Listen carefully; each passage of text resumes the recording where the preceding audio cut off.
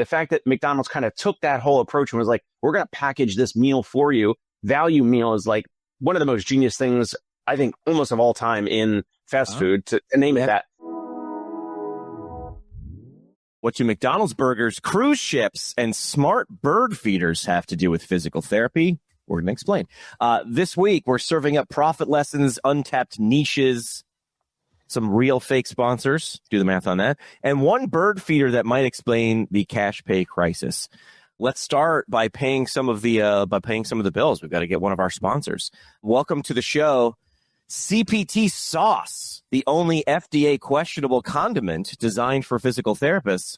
Whether you're applying manual therapy, neuro-rehab, or aggressively nodding along during a soap note, one squirt of CPT Sauce instantly makes it billable.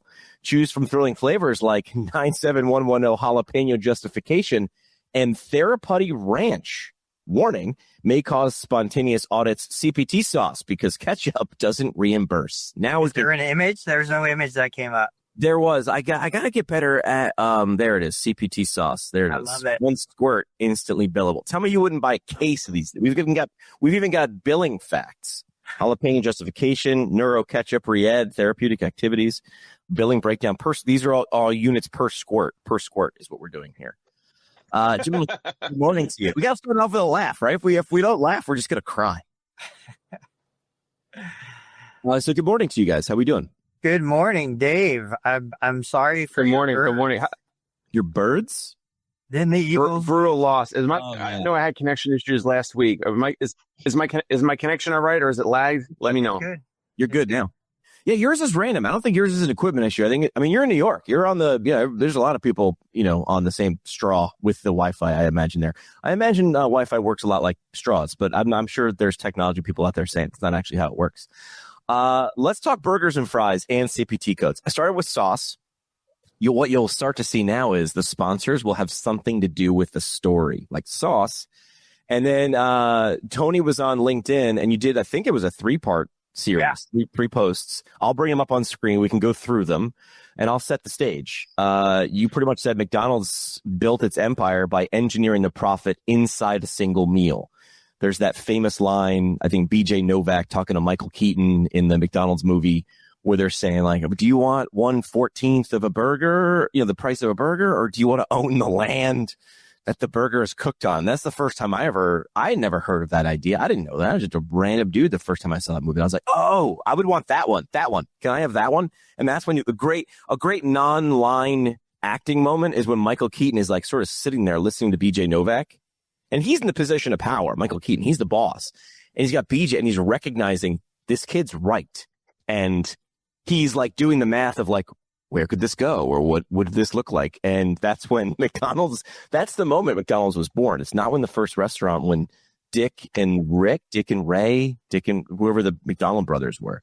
So Tony, I'll bring it up on screen, but I'll bring up part 1. Or is there a part that you want me to bring up? You have 3 parts. No, it doesn't matter. The big picture is, we've all talked about it. Okay, McDonald's is not a food company. It's a real estate company. They make their money on real estate. I think everybody watching this episode has heard that backstory. But what I wanted to do was, I wanted to understand how the individual franchisee, the actual restaurant, makes money. Like, how do they afford to operate? How do they continue to work? And so I'm using ChatGPT, and we're going back and forth, and we're talking about these ideas of, profit models, business models. And I'm like, okay, I've heard the beverage is where the profit is. Tell me more about this. I didn't realize that the fries were a high profit, high margin part of it. But the thing that really kind of broke the paradigm for me was the value meal. And I was like, oh, this is totally making sense now. When you think about the value meal and how they brought the hamburger, which is basically not very profitable, and I compare the hamburger to the manual therapy, because the hamburger is the protein. If you're looking at this as a solution to hunger, the protein is the solution to hunger. I've got a hunger problem. I need a fast solution. I go buy the cheapest, most effective solution to that is I buy the hamburger. That's the manual therapy. It's low profit, high workload, takes the most cost in terms of sourcing the meat, sourcing the resources, heating the burger, doing all the things that the employee has to do. But then you say, well, how do I get more high profit items sold? Nobody's going to buy 2 and 3 drinks with a burger. So you say, okay, I'm going to make the value meal where I sell 2 high profit with 1 low profit. I sell the drink and the fries along with the burger. And then you go into Supersize Me, which I don't even think they have anymore. Do they still have Supersize? I don't think so. No, I don't think so. So the whole thing because that movie was so effective, Supersize Me. Yeah, I think it completely destroyed like a huge profit center. So then you say, okay, Supersize, what does that do? Well, it increases the size of the drink. It increases the size of the fries. Both of these are high profit items, and it does nothing to change the size of the lowest profit item, which is the burger. So it was like magic when I saw this. And then, of course, you start comparing it to, okay, I know practices today who love manual therapy, who are doing 2 and 3 units of manual therapy in a 60-minute session and just throwing a unit of exercise in there. They're basically saying, hey, I'm going to sell you 3 burgers and 1 set of fries, one thing of fries, as opposed to really optimizing around understanding what is clinically effective. I think when we look at the research, and this is where every PT has to go back to, we look at the research and we say, okay, is manual therapy in general more effective than therapeutic activity? I don't think the research says that it is. So we say, why would I deliver something low profit, high workload, high burden, high cost of attention and focus and resources when I've got something else that's probably supported just as much, if not more, in the clinical research to be effective to achieve the goal, and like 30% higher revenue? I'm going to say 100% higher profit because there's a bigger margin there. When we look at a treatment is effectively a value meal. We can optimize for efficiency in that value meal, especially in a third-party payer system like I have. I mean, it's called a value meal. As soon as you said that, I was like, oh, wait a second. It's genius. It's been there in plain sight the whole time. It's like, but this has value. Number one, tell the person it has value. How you do that? Put them in, right? That's smart. I'm seeing these things now. It's been there in plain sight. If you just sold me burgers, fries, and sodas or shakes separately, we can go to the shake here. That's a whole conspiracy theory, right? Those things separately are worth, X, but you combine them and they are worth more than the sum of their parts because it's solving a complete hunger problem. Netflix doesn't solve a movie problem. It solves a boredom problem. Understand what problem you're solving first. Now, I want to hear from Dave before I mention what one of the comments were on LinkedIn. So the thing that resonated with me with this, first of all, is that all these fast food places, it was like you drive up to the window or you walk into the place historically, let's say for decades, right? And you just pick one item, you pick 2 items, 3 items, whatever. And the customer was in the lane of decision in terms of like what they were actually going to get. And whenever, I don't know, with your research, did you come across when McDonald's rolled out the value meal? I'm just curious as to when that was. I'll look that up. So the fact that they then said like, they almost like, what other place does this? Like you go to a restaurant and they're not going to, they'll tell you like, hey, we have some specials. And here's, you're new here. You've never been here before. Here's the, here's where the drinks are on the menu. Here's the appetizers. This appetizer, this flatbread is popular or whatever. But you go to these any restaurant, and there's not usually like a condensed meal unless it's like one of those pre-fee menus. That is different, but then that's obviously usually higher ticket. The fact that McDonald's kind of took that whole approach and was like, we're going to package this meal for you. Value meal is like one of the most genius things, I think, almost of all time in fast food, to name it that. Apparently, we have to give credit where credit is due. Dude. It was Wendy's. Wendy's did it in 1989. Oh, yeah. So not that long ago. Okay. And then McDonald's followed suit in 91. But so there's also something else. So in the 90s, the thing that got me or my family to go to McDonald's. There was something that was a hook. There was something that was a magnet. What am I referring to? Do you guys know? Toy. The Free toy prize and the free prize inside. Happy Meal. The Happy Meal. Also a meal. Happy Meal. Value Meal. Value Meal for the adults who understand the word value. Happy Meal is like, I get a toy that's valuable to me. I don't know what the word value means, but I see a toy on a commercial and the kids are like, Mommy, Daddy, I want to go to McDonald's. Another genius layer. Obviously the food has been proven to be horrific and horrible. I know Tony still goes there a little bit, but once a week or twice a month or whatever. But in general, like, I don't go there, but they've done so many things that, yes, absolutely, we could model in physical therapy and healthcare. And they wrap it in a box. What kid doesn't like opening a present? I mean, like, now you're seeing it when you're like, why do they do that? Very few accidents. Very few we're not doing this on purpose. Rest in peace, Dave Thomas, the realest OG in the fast food game. I have got a couple Dave Thomas stories that I'll tell later before we're done with the segment, but like, understand what business you're in. And I don't know, but I think all of us probably agree there are people in our profession who would turn their noses up at the thought of doing any of these things in their practice, because I am an autonomous practitioner. And I want to stress we're not asking you to do that. If you don't exist 3 years from now, you help no one. Understand the physics of the games that we're in. We're in a game, whether you like it or not. And you can not like the fact that I'm calling it a game. It is. Like, economists use things called game theory for a reason. Oh, man. So many thoughts now. Wow. A lot of thoughts going on here. So real quick, I think it was Garrett on LinkedIn had shared a post saying, he appreciates the analogy.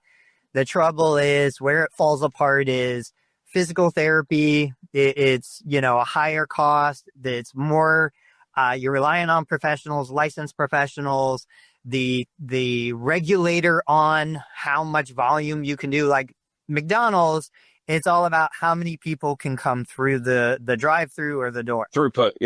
Yeah. Physical therapy, it's all right. You have a limit on how many units can be delivered in a day. You have a limit on how many licensed professionals you can bring into the business. Like, you need scale to make the McDonald's formula work. You don't have that capacity for scale in a physical therapy business. And I totally agree. Totally agree with everything that he said. I said, but you're looking at physical therapy through the lens of where we've been. Now bring in Hinge Health, Sword Health, bring in new models, bring in old models that might come back where the physical therapist just does the evaluation, develops the plan of care, and then an unlicensed but trained by you individual actually delivers the service. As we're moving toward more beneficiaries paying more out of pocket, I think we look at new models, alternative ways of delivering the service. Once again, McDonald's is about solving the hunger problem quickly. It's not about serving you the best possible beef and the best possible bread. It's not about, it's not sourdough that was aged 48 hours before it was put into an artisan's oven. It was about solving my hunger problem quickly so I can continue to work. That's what it's about for a lot of people, me included. Yeah. So I agree with what he's saying, but I think he's holding the standard of where physical therapy has always been. And I don't think that's where we're going to be. Yeah. I was going to not nitpick, but he was saying first is hiring unskilled environments. Labor is abundant and replaceable. If someone walks out, another person could be hired quickly. I thought we had so many PTs, but labor was easy to get. You just had to pay them, right? Isn't that the issue? It's not like we can't find PTs. You have to pay them. So it's the cost of labor, right? It's not the abundance of or lack of abundance. It's going to sound like I'm changing topics, but I'm not. Are you guys? Did you ever hear me talk to a guy named Yanni Corey? Next Step Fitness. I'll give you the quick and dirty. Met Yanni. Actually, Sky Donovan, one of my professors, was like, "There's a guy in Georgetown right now for a talk. Drive across the river and meet him."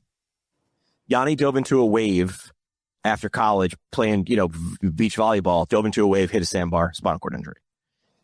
Yanni needed this much neuro PT, but his insurance gave him, and I know this is going to shock you, this much neuro PT. Now, Yanni had the means and the network to say, no, we're going to move him to Connecticut. And he worked with this amazing neuro PT for a crazy amount of time and was able to get a lot of function back. But he sat there and was like, dude, I'm in the 1%. Like, no one else is doing this. And then he figured out, now he's not a PT, but he's like, oh, this system sucks. So he did something similar. He was like, well, how do I get the cost down? Well, the problem is PTs in a way that we can, I agree with Yanni, but he gets a lot of heat. So what he wants to do, his big, hairy, audacious goal is he wants one of his facilities in every single major city in the world. And he's got like 9 right now. Next Step Fitness. So he builds a gym filled with all the neuro equipment that, like, so, FES bikes and all the things that neuro people know better than me. But he can't put PTs in it because that screws the model. So what he does is he brings a PT in to train the trainers, and I'm using air quotes, less skilled people. They gain skill because a PT just touched them and trained them and comes in to oversee. But if it was one-on-one PT, Yanni's model does not work. So Yanni's in the solving the problem business, not in the making people happy business, making PTs happy business. So that's what he does. So Dave, I'm just curious, do you ever have scenarios where you go in and train the trainer of your client? Oh, that's interesting. No. No, because why would I do that? How am I going to make money off that? You know what? I'm a nice guy. I'm a mensch, but like, I need to make some money. I'm not going to train the trainer with like physical therapy skills and then be like, all right, see ya. And then go make money off this client. Wait. I have a production company that helps people launch YouTube and podcast channels, but I have no problem if someone's like, can you just come into APTA Home Health and teach us? I go, yes, but it's going to cost you this. And then I'm like, it's 4 days worth of work. And then I go, if you're going to do it, and you're going to do it well, have a great time. I charge them for that. That's like Con Ed. That's Con Ed. Is there a portion of Dave, is there a portion of your existing clientele over the years that has their own personal trainer already before they came to you? Yes, of course. Yeah. So, I mean, I go back to like when I was on Siesta Key in Sarasota and we had a clientele of high net worth. They all had trainers. They all had professionals. They had gyms in their office. They had gyms in their home. And one of the things, it was like its own service was, okay, you already have the infrastructure. I will come in, like Jimmy said, for an elevated fee, and I will train your trainer to carry out your program. We would do this when we were in a CrossFit gym or doing anything in a fitness center. The personal trainers had good relationships with the clients already. They didn't want to disrupt that relationship. So we would come in kind of as its own program to say, okay, this is a layer between what you've been doing and what you need to do for this particular client. We'd train the trainer, and then the trainer would carry out the sessions. Yes, we would lose the value of doing the sessions with the client, but we would gain the shorter term, higher profit of just training the trainer. Yeah. So I would be open to. Are you saying just the evaluation? So the physical therapist goes in just for the eval and evaluates the client, or maybe a visit or two, or what do we just now? Maybe value mail it. Yeah, you get an eval and like 2 or 3 visits, and then a consult evaluation, maybe a bridge visit, or that visit that the trainer shadows us, whatever. Let's just talk numbers. I love talking numbers. So yeah. at the very least, and this is why we'll break down. At the very least, we're going to say to the trainer, like, I mean, if you're going to carry these out, and we're going to basically kind of coach you on how to like help this person almost like in a rehab way when you're not a rehab professional. I mean, at the very least, it's going to be $2,000. It could be $3-4 grand. Like we have some people that stay with us for a long time. Some people stay with us a short time, but on average, like, my average, the last time I checked, was like $4 or $5 grand in terms of average lifetime value per self-pay patient, not the out-of-network insurance folks, but the people that are running through Stripe or credit card processor. It's like $5 grand. So you think a personal trainer is going to pay me $5 grand for us to teach them? The client. Yeah. The client. But then the client's paying double. They're paying the $2 to $5 grand for my value, but then they're also going to pay for the trainer's time with whatever that package is. lower than yours, likely, right? It's lower than yours, likely, right? So they're paying mine if they're going to pay me a lump sum up front for me to release them to the trainer. Yes. I think there's a market, whether it's within the existing clientele or a market that you could attract of individuals. And I'm just going to throw random numbers out there. Let's say your average plan of care, you go from 5,000 to 2,500. So let's just go somewhere in the middle at 3,500. I think there is a client out there who doesn't know you, who wants to do their therapy with their existing team, with their existing trainer, their massage therapist, their dry needler, their personal trainer. I think that they would be willing to pay you somewhere in the mid-range of what you would typically get for an entire episode of care. And let's just say an episode might be 9 visits, where you would come in for 3. You would do the evaluation. You'd consult with the team that's in place. You'd show them how to do what you do and what needs to be done. Maybe you'd be available for some consults by phone, like as they're progressing through. But I think they would be willing to pay you and pay their team. And to Jimmy's point, it would still be less than paying you for the whole plan of care, but the price isn't the issue. It's they don't know you, they don't have a relationship with you, but they hear that you're the professional who will come in and give their existing team the information they need so they could be in a comfortable environment with people they know, people they've been working with. You're warming me up to it. I like it. Go ahead. Let me twist one wrinkle and see if it changes the value or perceived value. All value is perceived value. It's not a trainer anymore. It's the caregiver. Does that change it? Yeah.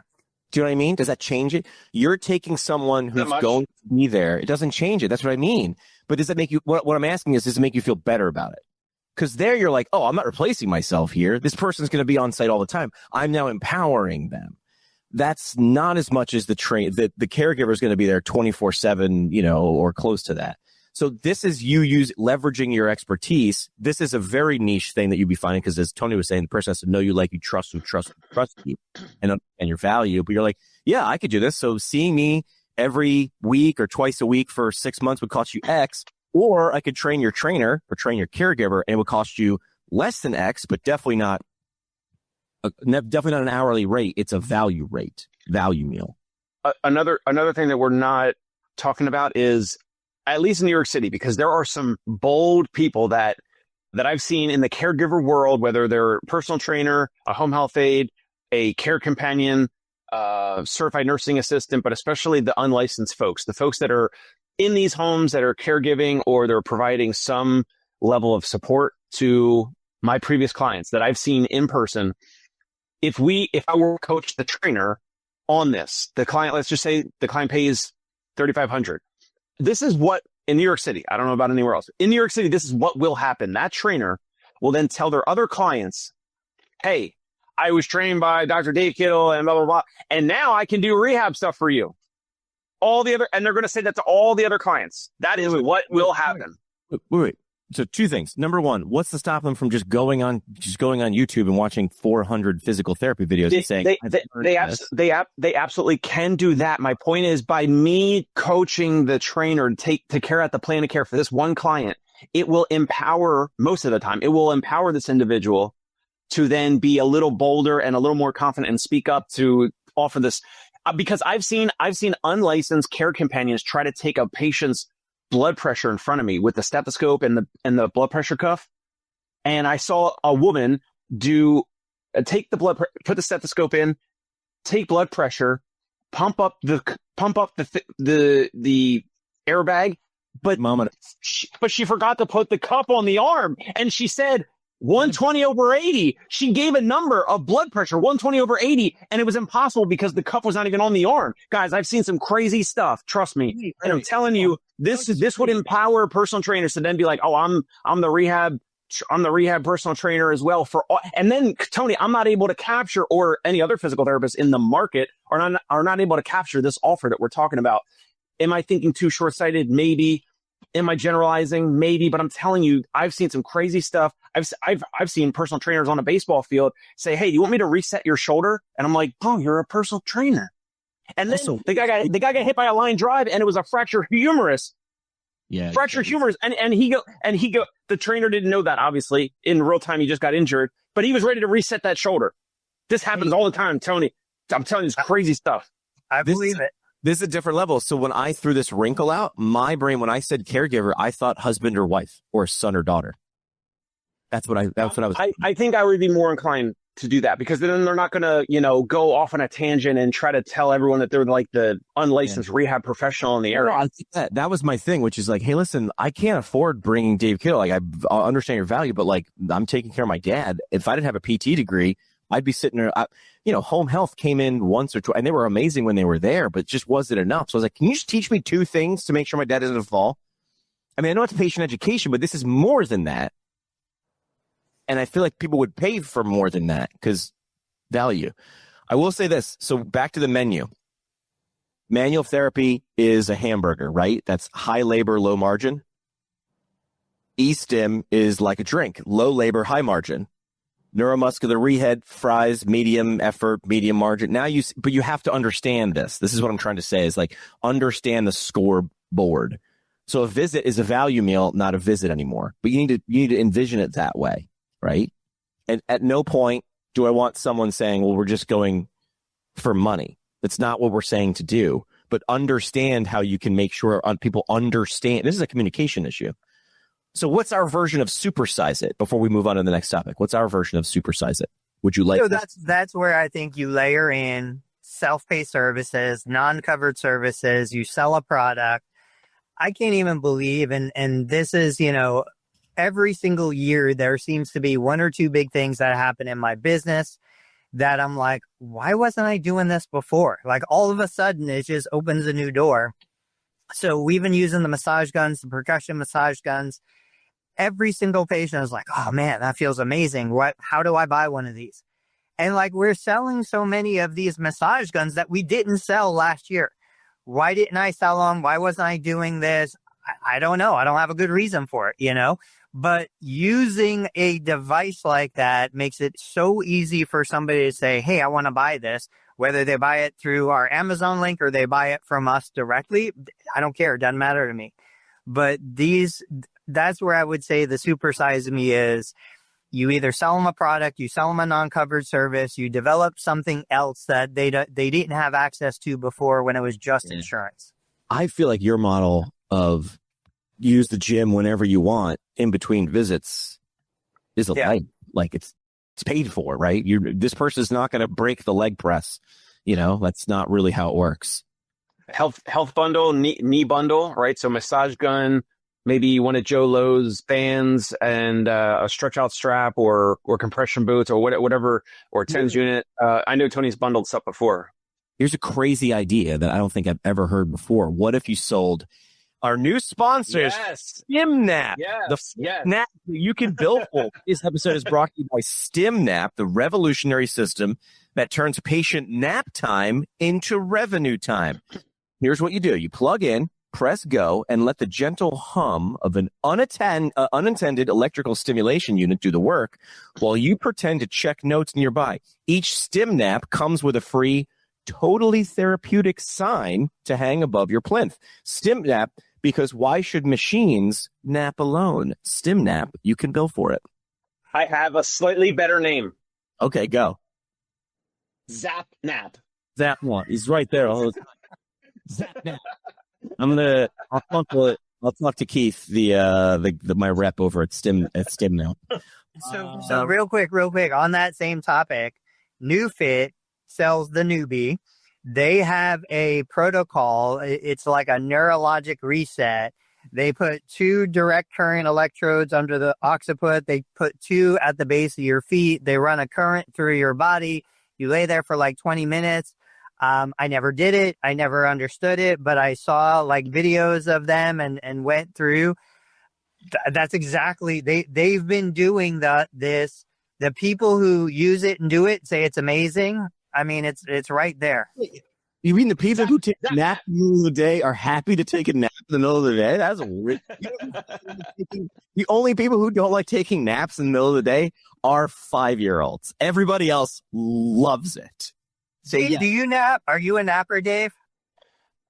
During baseball, I definitely try to. When my son was napping from 11 to 1, some days I was napping in the same room or the next room over. Yes. Right now I don't need it, but during spring or summer baseball, when we were doing like double headers and all that, and like the next day or two, I was like extremely fatigued or tired. Yeah, I definitely have been.